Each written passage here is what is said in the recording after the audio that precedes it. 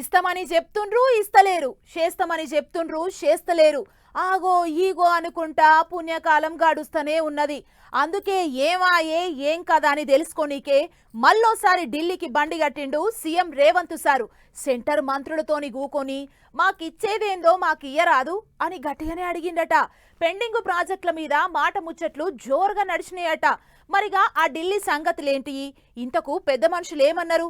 అట్లా అస్తిన దాకా పోయి అరుచుకొని వద్దాం పాండ్లి. ఏడి పని ఆన్నే ఆగింది, ఎవ్వరం వేటుకోసెళ్తలేదు. ఇట్లయితే సంసారం ముంగడ పడ్డట్టే అని అనుకున్నాడో ఏమో గాని ముఖ్యమంత్రి రేవంత్ సారు మల్లో పాలి ఢిల్లీకి పోయి కూసున్నాడు. వచ్చినప్పుడల్లా అయ్యో గాయంత చేయమా అని అంటున్నారు గాని ఏడేసిన గొంగడి గాయనే ఉంటాంది. ఏంది సారు అని సెంటర్ మంత్రులను మంచిగానే అరుచుకున్నాడు సీఎం సారు. మొదలు జలశక్తి మంత్రి సిఆర్ పాటిల్ సార్ను కలిసి తుమ్మిడియేటు ప్రాజెక్టు ముచ్చట్ల మీరు జర సాయం చేయాలి. మహారాష్ట్ర సర్కారు 148 మీటర్ల ఎత్తు పెంచడానికి ఓకే అంది గాని దాన్ని 150 మీటర్ల ఎత్తు పెంచేటట్టు మహారాష్ట్ర సర్కారుతో మాట ముచ్చట చేయరి అని చెప్పిండట. ఇక అటు పర్యావరణ శాఖ మంత్రి భూపేంద్ర సార్ను కలిసి ప్రాజెక్టులకు సంబంధించిన క్లియరెన్స్ ఇచ్చి పైసలు విడుదల చేయరి అని అడిగిండట. ఓ దిక్కు మూసీ నది కంపు మొత్తం కడిగి ఇంపుగా చేయాలని పెద్ద కార్యమే భుజానేసుకుర్రు. దానికి పైసలు కావాలి. రీజనల్ రింగ్ రోడ్ కొరకు భూములు తీసుకోవాలి. భూములు ఇచ్చిన వాళ్ళకు పరిహారం ఇవ్వాలి, దానికి పైసలు కావాలి, పర్మిషన్ కూడా కావాలి. అన్నిటికి మించి మెట్రో రెండో మలక పనులు అస్సలు ముంగడ పడతలేవు. అంతా అయిపోయింది. ఇక సర్కారుల చేతులకు మెట్రో వచ్చినట్టే అనేది. కానీ అప్పు పుట్టక ఇప్పటిదాకా ఆ కార్యం ముంగడ వడకనే పాయే. ఇట్లా అన్ని ముచ్చట్ల మీద సెంటర్లతో మాట్లాడినట ముఖ్యమంత్రి. ఇంకో ముచ్చట ఏంటంటే సెంటర్ల నుంచి రాష్ట్ర సర్కారుకు పైసలు వచ్చేది ఉన్నదట. పన్నులలో వాటా రావాలన్నట. అవన్నీ ఎప్పుడు విడుదల చేస్తారు ఏం కథ అనే దాని మీద కూడా ముచ్చట్లు నడిచినాయట. ఇక అసలే అయిపోనే కాలం, రైతులందరికీ ఎరువులు సరిపోను పంచాలే. పోయిన సీజన్ లో యూరియా సంచులు సరిపోను దొరకక ఊర్లో పొండి రణరంగం అయింది. అందుకే ఎరువులు కూడా సరిపోను సప్లై చేయిరి, తిప్పల పెట్టకూరి అన్నట్టు కూడా అడిగిండట. పని పండిన పంటలకు మద్దతు ధర కూడా ఇయ్యాలని యాదికి చేసిండట సారు. ఇక ఒక్క ఈ బుధారమే కాదు, బేస్తారం కూడా సీఎం సార్ మీటింగులు గట్టిగానే ఉన్నాయి ఢిల్లీలా. ఇక ఎట్లాగ అంత దూరం పోయిండు కాబట్టి ఓ పారి చెయ్యిపాటి పెద్ద మనుషులను కూడా కలిసి మళ్ళా ఇంటి బాట పడతలాట. మరి ఈసారన్నా చూద్దాం చేద్దాం అనుకుంటా ఇచ్చిన మాట నిలబెట్టుకుంటారో లేకపోతే మళ్ళా ఎప్పటిలేకనే ఆలోచన చేస్తారో చూడాలి ఇక సెంటర్ వాళ్ళు.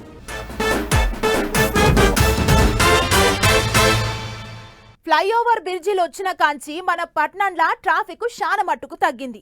లేకుంటే ఎంత నరకం ఉంటుండే ఏం కదా. గంటల కామానం ట్రాఫిక్ లా పసాయించి పుణ్యకాలం అంతా రోడ్ల మీదనే గడుపుదుము. కానీ సర్కారోళ్ళు చేసిన ఇగురం చెయ్యంగా ఇప్పుడు పట్నం మొదట ఫ్లైఓవర్లు అయినాయి. అన్నట్టు గీ బ్రిడ్జిలు పెద్ద పెద్ద జాగలనే అనుకున్నాం గాని ఇప్పుడు ఇరుకు రోడ్లుండే పాత బస్తీలగిన మస్తుగా పెరిగినాయి. సైదాబాద్ స్టీల్ బ్రిడ్జి పనులు ఎట్లెట్లా నడుస్తున్నాయి ఏం కథ అనేది అరుచుకుంటాను పోయిండు బస్సుల మంత్రి పొన్నం ప్రభాకర్ సారు. తెలంగాణ సర్కారు 680 కోట్ల రూపాయలు ఖర్చు పెట్టి మరి సంతోష్ నగర్ చెంచల్గూడ సైదాబాద్ నడుమ కొత్త ఫ్లైఓవర్ కడుతున్న ముచ్చట ఎరుకున్నదే కదా. ఒక బ్రిడ్జి పనులు చానుద్ర సంధి నత్త నడకన సాగుతున్నాయట. ఈ ముచ్చట మీద హుషారైన మంత్రి సారు అసలు పనులు ఎందాకొచ్చినాయి, ఎందుకు ఆలస్యం అవుతున్నాయి, అనుకున్న సమయానికి బ్రిడ్జి చాలా అవుతుందా కాదానికి ఇట్లా వచ్చి చూసిండు. ఇక వచ్చిన మంత్రి సారుకు లోకల్ నాయకులు చెల్లబట్ట కప్పి స్వాగతం పలికిర్రు. ఇక బండి దిగిన మంత్రి సారు కాలినడకన నడుచుకుంటే బ్రిడ్జి నిర్మాణం ఎట్టెట్లయితుంది, ఇంకా ఏ పనులు బాగున్నాయి అనేది అంతా కలదిరిగి చూసిండు. ఓ మలక బండి ఎక్కి బ్రిడ్జి మీద చక్కర వేసుకుంటా ఎంత పొడుగుంది, ఎంత ఈశీరం గజ్జిర్ అనేది అంతా చూసిండు. 620 కోట్ల రూపాయలతోటి ఈ యొక్క ప్రాజెక్టు పూర్తయింది. త్వరలోనే గౌరవ ముఖ్యమంత్రి గారితో దీన్ని ప్రారంభోత్సవం చేయడం జరుగుతుంది. దీని వల్ల సంతోష్ నగర్ కావచ్చు, చెంచల్గూడ జైలు కావచ్చు, సైదాబాద్ వీటన్నిటికీ ప్రజలకు ఎటువంటి ఇబ్బంది లేకుండా, అంటే గంట సమయం పట్టేది 5 నిమిషాలు 10 నిమిషాలు వెళ్ళిపోవడానికి సౌకర్యంగా ఉంటది. ఇది ఒక్కటే కాదు, పనిల పని ఏండ్ల తరబడి ఎప్పుడెప్పుడా అని ఎదురు చూస్తున్న మూసారాంబాగు బ్రిడ్జి సూత దబ్బినే పూర్తి చేస్తారట. మంచి ముచ్చటే. ఈ తాప వానలు పెద్దగా లేక మంచిదైంది గాని జోరు వానలుంటే ఈ పాటికి మూసారాంబాగు దిక్కు మళ్ళా మునుపటి కథనే కనిపించేది. అందుకే గా ముచ్చట కూడా ముంగటేసుకున్న మంత్రి సారు పెండింగ్లున్న అన్ని ఫ్లైఓవర్ల మీద సీఎం సారు స్పెషల్ నజర్ వేసిండు. ఎంత దబ్బినైతే అంత దబ్బిన పూర్తి చేసుడే మా టార్గెట్ అన్నట్టు మాట్లాడుకొచ్చిండు. ఇక సర్కారు సలహాదారు హనుమంతన్న మాట్లాడుకుంటా అంబర్పేట పాత పోలీస్ స్టేషన్ పక్క పోయి కొద్దిగా జాగుంది, అది గుడి కోసం ఇస్తే చాలా మంచిగా ఉంటదని చెప్పిండు. ఇట్లా పాత పోలీస్ స్టేషన్ పక్కకు ట్రాన్స్ఫార్మర్స్ ఉన్నాయి, ఎవరికి ఉపయోగపడదు. అది ఇస్తే మా అమ్మవారికి పూజలు అవుతాయి, జనం ఎక్కువైపోతుంది, రోజు రోజు భక్తి పెరిగింది కనుక దానికి కూడా చేయమని పొన్నం ప్రభాకర్ మంత్రి గారు చెప్పారు. అదేవిధంగా కలెక్టర్ చెప్పారు. 150-180 గదాలు ఉంది, అది ఇస్తే హోమం మేము చేసుకుంటారు, మహిళలు కూడా సంతోషపడతారని కోరుతున్నాం. అది మొత్తానికి సైదాబాద్ బ్రిడ్జి పనులు దాదాపు దగ్గర పడ్డట్లే. ఇక తారీఖు ఖరారు చేసుకొని పరద గుంజుడే బాకుంది. ఈ లోపల అప్రోచ్ రోడ్డు ఇంకా సాఫ్ సఫాయి పనులు పూర్తయితాయి. అన్ని పనులు జబజబ ఒడిపించి పాత బస్తీ జనాల ట్రాఫిక్ తిప్పల తీరుస్తామన్నాడు మంత్రి. మరి ఇక కొత్తగా కడుతున్న ఈ బ్రిడ్జీలకు ఏం పేర్లు పెడతారో ఏమో చూడాలిగా.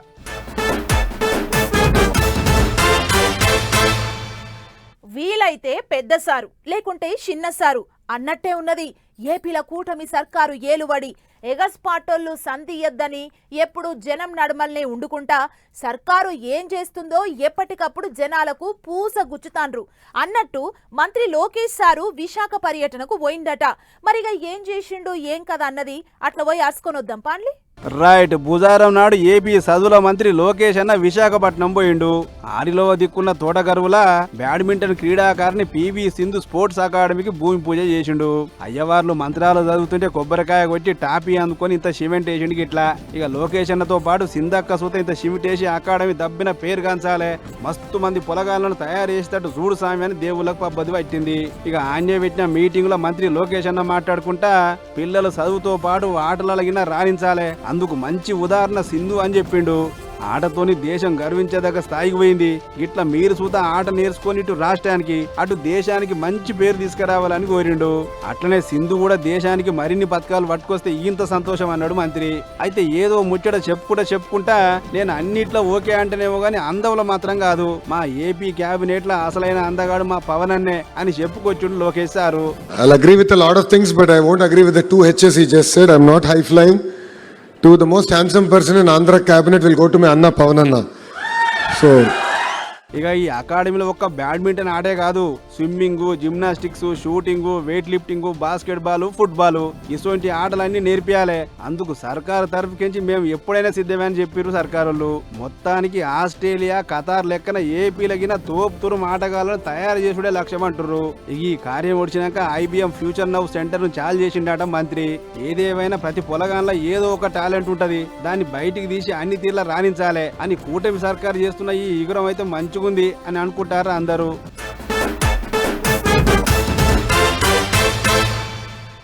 దుంపలు, కందగడ్డలు, రాగులు, సామలు, ఇప్ప పువ్వు ఇక గిట్లా ప్రకృతి సిద్ధంగా వండే పంటలే తింటుంటారు అడవి బిడ్డలు. అందుకే బండల్ని సైతం పిండి వేసే బలం అల్లది. అలవోకగా గుట్టలన్నీ సుడివెడుతుంటారు, ప్రకృతితోని ఏకమైపోతుంటారు. వాళ్ళ కట్టు బొట్టు, ఆచారాలు, పద్ధతులు, తిండి అన్నీ అపురూపమే. ఇగో గీ పుట్టగొడుగుల ముచ్చట్నే చూడుండ్రి. ఆదివాసీలు తినే ఆహారం ఎంత గొప్పదో అందరికీ సమజైతది.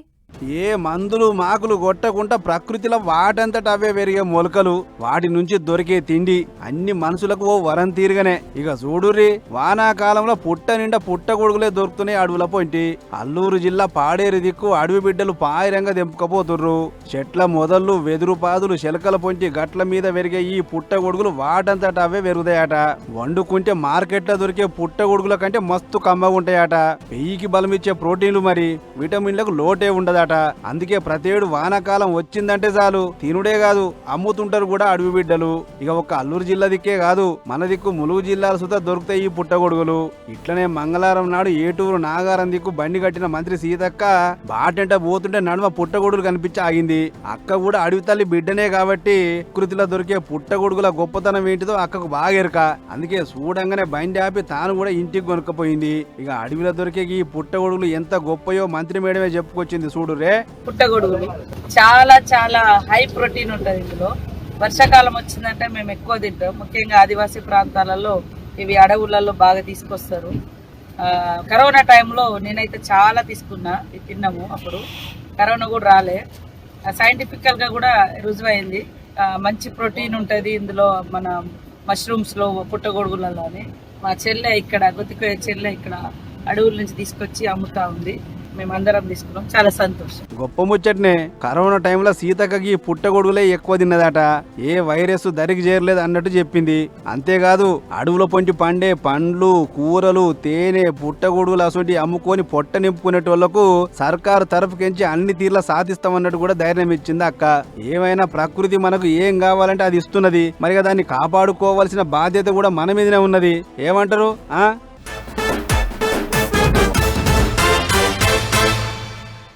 ఈ నడుమ ఏం ఆలోచన చేసిండ్రో ఏమో గాని ఏపీలా పంకపార్టోళ్ళు మస్తు రువ్వడి వెంచిండ్రు. సందు దొరికితే చాలు సర్కార్ను ఇరుకున పెట్టాలని మస్తు హుషారు మీదున్నారు. ఇచ్చిన హామీలల్లా ఏవి ముంగట పడ్డాయి ఏవి వెనుక పడ్డాయి అనేటిది జనాలకు పూసగుచ్చడానికి పోటీ పడుతుండ్రు. ఈగో గిట్లనే మాజీ సీఎం జగన్ సారు మల్లో దిక్కు పోయిండట. మరి యాడికి పోయిండు, పోయిన కాడ ఏమన్నాడో మీరే చూడుండ్రి. అబ్బబ్బబ్బబ్బా ఏం జనమో మాజీ సీఎం జగన్ సార్ వస్తుండని తూర్పు గోదావరి జిల్లా మొత్తం తుకతుక ఉడికింది. దేవరపల్లిలో గిట్టుబాటు ధరిస్తలేరు, అంత తుట్టిపడుతుంది, పెట్టిన పెట్టుబడి కూడా వెళ్తలేదు అని పొగాకు రైతులు లొల్లి చేసిరాట. ఇక ఈ ముచ్చటెరగ వేసుకున్న మాజీ ముఖ్యమంత్రి బుధారం నాడు గాలి మోటార్ ఎక్కి దేవరపల్లికి పోయిండు. ఇక ఆడ అభిమాన నాయకుడు వస్తుండని ఊరు వాడ అంత చేరొచ్చి ఒకటే ఈలలు కేకలు. పోలీసులను కాదని మరి ఊరికి చేతులు కలుపుతానికి పోటీ పడ్డరు. ఇట్లా ఒక్క ముక్కల చెప్పాలంటే పెద్ద బహిరంగ సభకు వచ్చినట్టే వచ్చిరు జనాలు. అట్లా రైతులతోని కూడి పెద్ద ర్యాలీ తీసిన జగన్ సారు మైకుల ముంగడికి వచ్చి గిట్ల అన్నాడు. చంద్రబాబు హయాంలో ఏ రైతుకు గిట్టుబాటు ధర రాలేదు, ఏ పంటకు చంద్రబాబు గారి హయాంలో గిట్టుబాటు ధర రాలేదు.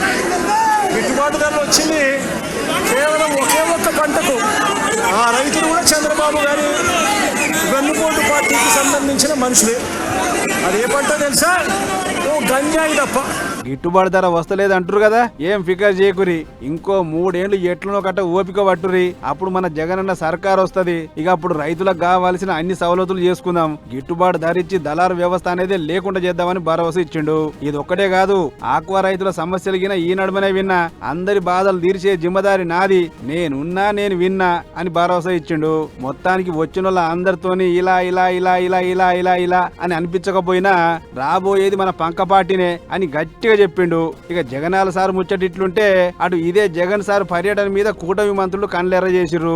పొగాకు రైతులనైనా ఆక్వా రైతులనైనా అందరినీ ఎప్పటికప్పుడు ఆదుకుంటూనే ఉన్నాం. మీ ఏలుబడిలో 12 మిలియన్ కిలోల పొగాకు కొంటే మా సర్కార్ వచ్చినాక 20 మిలియన్ కిలోల పొగాకు కొన్నాం. ఈ లెక్కన ఎవరు న్యాయం చేసిరో జనమే చెప్తారు. చర్చకు సిద్ధమా అని మంత్రి సుభాష్ సార్ ఓ దిక్కు అడిగితే ఇంకో దిక్కు మంత్రి అచ్చెన్నాయుడు సార్ సుత అంతే. పొగాకు రైతులకు మేం చేసిన మేలేందో ఎక్కడైనా మాట్లాడదాం, చర్చకు ఎవరు వచ్చినా సరే అని సవాల్ చేసిండు.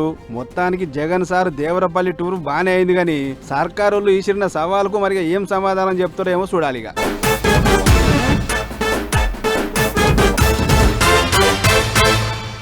గల్లీల పొంటైనా మెయిన్ రోడ్డు పొంటైనా పోలీసు బండి సైరన్ వినబడితే కథం సగటు జనాలు పోలీసు బండి ఎందుకు వచ్చిందని పరేషాన్ అవుతుంటారు.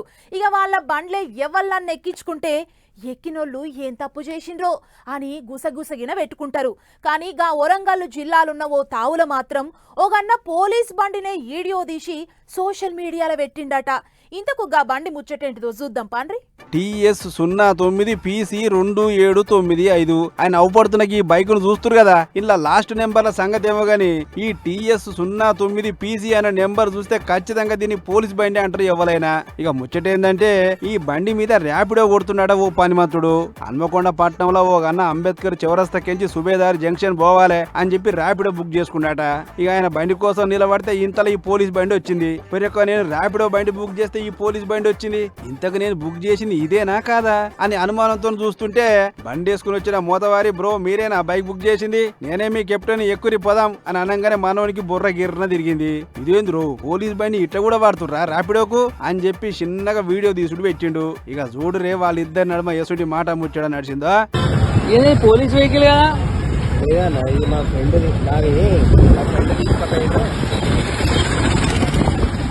ఆయన బండి నేను తీసుకొచ్చిన అనేది మనోడు చెప్తున్నా ముచ్చట. అయితే మరి 2 బండ్లు మంచినే ఉన్నాయి కదా, అసొంటప్పుడు ఎవరి బండ్లు వాళ్ళు తీసుకుపోతే అయిపోయేదానికి ఈ బండి తీసుకొచ్చి దందా చేసుడేంది అనేది అన్న అడిగిన ప్రశ్న. అగో ఇంకేమో అంటాడు, నడపచ్చా మరి ర్యాపిడో కొట్టచ్చా పోలీస్ బండ్ల మీద?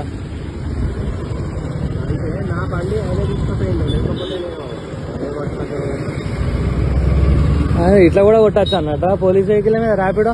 గిట్లా మునుం పెట్టి గట్టిగా అడుగుతుంటే నోట్ల మాట లేదు మనవనికి. అది సరే గాని నీకు బండి ఇచ్చిన కానిస్టేబుల్ ఏ PS లో పని చేస్తాడో చెప్పు అని అంటే ఏమంటుండో చూడరే. ఎవరిదే మరి కానిస్టేబులా? ఎక్కడ చేస్తాడు? ఏ టౌన్ లా? 2 టౌనా? వరంగల్ లో 2 టౌన్ ఎక్కడిది? దొరికిపోయిండు దొంగ. Warangal 2 town PS 3 town PS అనేటియే లేవు. అంటే ఈ బండి దొంగతనంగా కొట్టుకొచ్చి దందా చేస్తుండా, లేకుంటే కానిస్టేబుల్ ఎవరికైనా దోస్తులకిచ్చి లాపర్వా చేస్తుండా అనేది తేల్సాలే అని చెప్పి సోషల్ మీడియాలో పెడితే గిర్ర తిరుగుతుంది. సీన్ కట్ చేస్తే ఈ బండి వరంగల్ కమిషనరేట్ పరిధిలో ఉన్న ఎనుమామల పిఎస్ కి ఇచ్చిరాట. మరి పోలీస్ స్టేషన్ లో ఉండాల్సిన బండి బయట ర్యాపిడో ఎట్లా కొడుతుందో ఏమో గాని పెద్ద ఆఫీసర్లు దీన్ని ఇట్లనే ఇచ్చి పెడితే ఇలా బైక్ మీద ర్యాపిడో కొట్టిర్రు. రేపు ఇన్నోవాల సుత ఎత్తుకుపోయి ఓలా ఊబర్ కొడతారు. అప్పుడు ఇంకేం వినాలను అని గరం అవుతారు ఈ ముచ్చడు చూసిన జనాలు. ఏదేమైనా పోలీస్ బండ్ల గిట్ట ర్యాపిడో దందాకు వాడు చూస్తుంటే ఇక జనాల బండ్లకు వీళ్ళేం గ్యారెంటీ ఇస్తారు అని కామెంట్ రాస్తారు చాలా మంది. మరి ఈ బండి ఇచ్చినోడెవడో ఈ దందా చేస్తున్నోడెవడో ఇక పోలీసులే తెలుసాలే.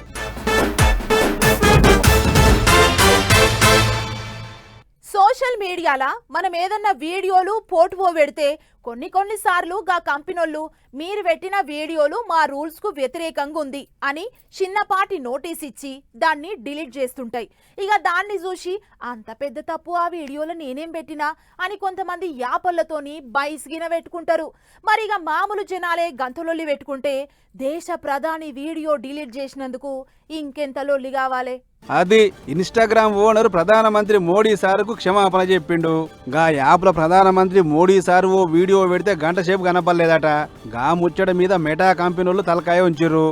ఇంతకు ఏందా వీడియో అని అంటే ఈ నడమ జంజీ పొలగాన్లు చదువుల మంత్రి ధర్మేంద్ర ప్రధాన్ రాజీనామా పెట్టాలని జంతర్ మంత్ర కాడ జంగులేపిన ముచ్చట ఎరుకున్నదే కదా. అవగా ముచ్చట మీద ప్రధానమంత్రి మోడీ సారు ఇన్స్టాగ్రామ్ లో ఓ వీడియో ఇచ్చిండు. దోస్తులు, పేపర్ లీక్ అనేది చిన్నసన్న ముచ్చట కాదు, అదో పెద్ద నేరం. నేను మీ బాధను అర్థం చేసుకుంటున్నా అని ఓ వీడియో తీసి పెడితే అది ఇన్స్టాగ్రామ్ లో గంట సేపు కనపడలేదట. ఇక ఈ ముచ్చట మీద అగ్గి మీద గుగ్గిలమైంది పార్లమెంటు ప్యానెల్. 140 కోట్ల మందికి పెబ్బైన మా సార్ వీడియోను మీరు ఎట్లా డిలీట్ చేస్తారు, అది ఎట్లా డిలీట్ అయింది, మళ్ళీ ఎట్లా వచ్చింది, ఈ గంట సేపట్ల ఏం జరిగిందో మాకు కుల్లా అంత కావాలి అని చెప్పి మెటాకు ఆర్డర్ వేస్తే పాపం మెటా సంస్థలు తప్పైంది సారు, జరిగిన పొరపాటుకు మమ్మల్ని మన్నించుర్రి, మళ్ళీ పాలు ఇట్లా కాకుండా చూసుకుంటామని మాట ఇచ్చారట. అయినా కూడా అస్సలు ఇంటలేరు సెంటర్ వాళ్ళు. దేశ ప్రధాని వీడియో కనపడకుండా చేసుడు అంటే దేశ ప్రజాస్వామ్యం మీద దెబ్బ కొట్టుడే. అసలు మీరు కాదు, మీ కంపెనీ పెబ్బ జుకర్బర్గ్ క్షమాపణ చెప్పాలి. గా వీడియో కాన్ రాకుండా చేసిన వాళ్ళ మీద కేసులు పెట్టి చర్యలు కూడా తీసుకోవాలి. అందుకు 3 వద్దుల టైం ఇస్తున్నాం, లేకుంటే కేసు పెట్టుడే కాకుండా మిమ్మల్ని ముప్పు దిప్పలు పెట్టి 3 సార్లు నీళ్ళు లాగిస్తాం అని హెచ్చరిక చేసిరాట. పెద్ద ముచ్చట ఏంటంటే ఈ నడుమ మోడీ సారు ఇన్స్టాగ్రామ్ మస్తు వాడుతుండు. మొన్నటి దాకా ఎసొంటి ముచ్చటైనా ట్విట్టర్ గుట్లే రాసుకొచ్చేది. ఇప్పుడు జంజీ పొలగాన్లు ఇన్స్టాగ్రామ్ బాగా వాడుతున్నారని సారు కూడా ఇటు దిక్కు మళ్ళీండట. ఏదేమైనా మెటా మీద ఇది వీడియో డిలీట్ అయిన కోపమో లేకుంటే సోషల్ మీడియాలో లట్టుపోటుగాలకు ఖాతాలు ఎట్లా కొలాల్సనిస్తున్నారు అనే కోపమో తెలియదు గాని మెటా మెడలోంచాలని గట్టి కంకణమే కట్టుకురు సెంటర్ వాళ్ళు.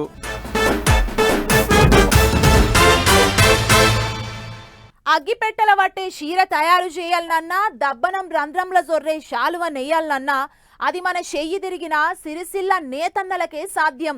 మన నేతన్నల పనిదనం, నేత బట్టల గొప్పతనం దేశంలో ఏ మూలకు పోయి అడిగినా చెప్తారు. వచ్చేదెంతనో పోయేదెంతనో చూసుకోకుండా కళ కొరకు నమ్ముకున్న వృత్తి కొరకే పానం పెట్టి పనిచేసేటోళ్ళు మన నేతన్నలు.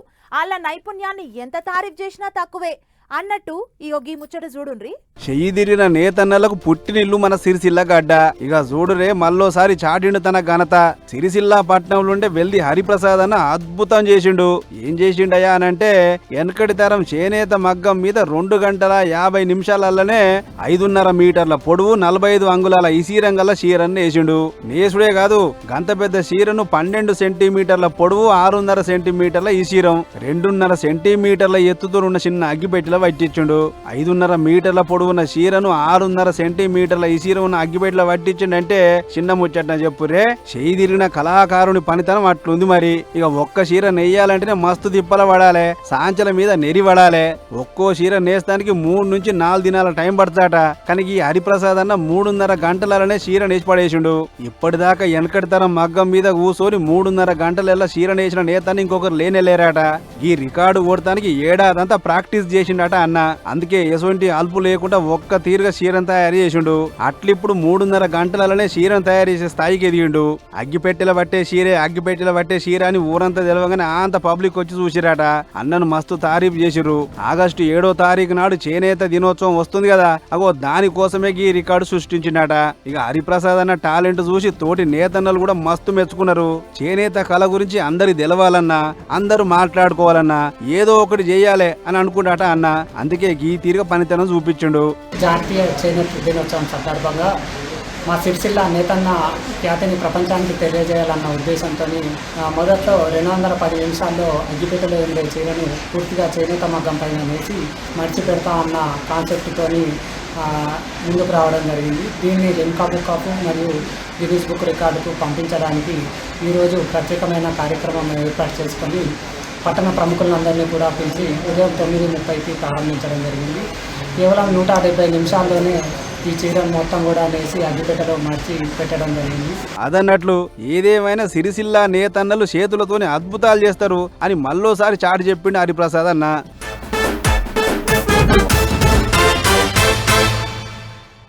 ఏం దొంగలు మోపైన్రమ్మా, పాడై మనుషుల్ని నిమ్మలంగా ఉండనిస్తలేరు. ఇండ్లకు కన్నాలేసే కన్నింగ్ దొంగలు, బ్యాంకులకు సూటి పెట్టే గజ దొంగలు, ఏటీఎంలను లూటీ చేసే లటుపుట్టు దొంగలు, బంగారు దుకాణాల్ని దోసుకునే బందిపోటు దొంగలు, ఇట్లా సుక్కలు చూపిస్తాండు దొంగలు. అయితే దొంగలల్లో కూడా అందరూ ఆలీబాబా 40 దొంగల తీరుగానే ఉండరు.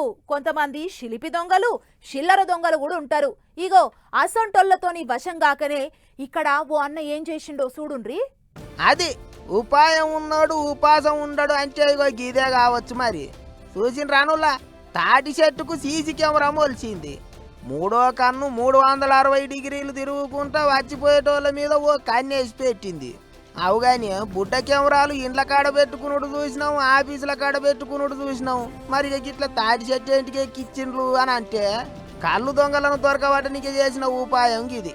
ఇక ఇక్కడ కానొస్తున్నాడు కదా గౌండ్ల అన్న అన్నపు శ్రావణ్ గౌడు, యాదాద్రి భువనగిరి జిల్లా మోత్కూరులో ఉంటాడు. తాటి కళ్ళు గీసుడే బతుకు తెరువాట, గీ తాటి చెట్లే అన్నకు ఆధారం అట. అవుగాని అసలు కెమెరా ఏంటికి పెట్టిండో చెప్తుండు చూడండి. కళ్ళు గీత కార్మికులకి కళ్ళు ఒప్పుకునేది అనమాట. పొద్దుగాల వాళ్ళకన్నా ఒప్పుకుంటే వాళ్ళు ఇక్కడ మేము లేకున్నా పెట్టిపోయి తాగమని చెప్పేది. అట్లాంటప్పుడు వేటోళ్ళు వచ్చి తాగిపోయేది. ఎవరు వచ్చినట్టే మేము తాగలే అని చెప్పేసి చాలా మంది ఇట్లాంటిది కొన్ని రోజుల నుంచి జరుగుతుంది. దీన్ని ఏం చేయాలో అర్థం కాక ఇక్కడ సీసీ కెమెరా పెట్టడం జరిగింది. సీసీ కెమెరా పెట్టిన కాంచెలు వచ్చినా కూడా మనకు ఎమ్మటే అలాట్మెంట్ వస్తుంది. ఎవరు ఏంది అని మనకు ఎమ్మటే చూసుకుంటాం, విజువల్ చూసుకుంటాం కాదన్నట్టు అసలోళ్ళు కాకుండా వేరేటోళ్ళు దొంగతనంగా కళ్ళు తాగిపోతాన్లట. అంత లాస్ అవుతుంది. అందుకే ఇక ఇట్లయితే కాదని సీసీ కెమెరా బిగిచ్చిన అన్నట్టు చెప్పుకొచ్చిండు శ్రావణ్ అన్న. 12,000 భోజమా. ఇక మళ్ళీ ఎవడు కళ్ళు దొంగతనంగా తాగొద్దని గీ తీరుగా ఇగురం చేసిండట. ఇక బుడ్డ కెమెరాలు పెట్టిన కాడ నుంచి కళ్ళు దొంగలకు అదురు పుట్టి అటు ముఖాన్ని పోతలేరట. తాళ్ళలో కూసునేటోళ్ళు కూడా ఏ కెమెరాలు ఉన్నాయి అని తగులాడుకోకుండా ఓ 4 పట్లు పట్టి సాపుడు దాకా గుగ్గీలు బుక్కిపోతున్నారట. ఏమైనా సీసీ కెమెరా పెట్టి కళ్ళు దొంగలను కుళ్ళుకునేటట్టు చేసిండు అన్న. టెక్నాలజీని వాడుకొని తన తిప్పల పోగొట్టుకుండు. అయినా పుణ్యానికే వస్తున్నదంటే పుచ్చిపోయిన పండ్లను చూత తూడ్చుకొని బత్తలేసుకొని పోయేటోళ్ళు ఇయ్యాలి రేపు. మరి ఇక లొట్టి నిండుగా ఆయమన్న కళ్ళు దొరుకుతుందంటే సాపర్యకుండా ఎట్లుకుంటారు. పాపం పుణ్యం అన్ని పక్కకు పెట్టి పొతం పెడతారు. అసోంటోళ్ళకి గీసోంటి సీసీ కెమెరాలే కరెక్ట్. మరిగా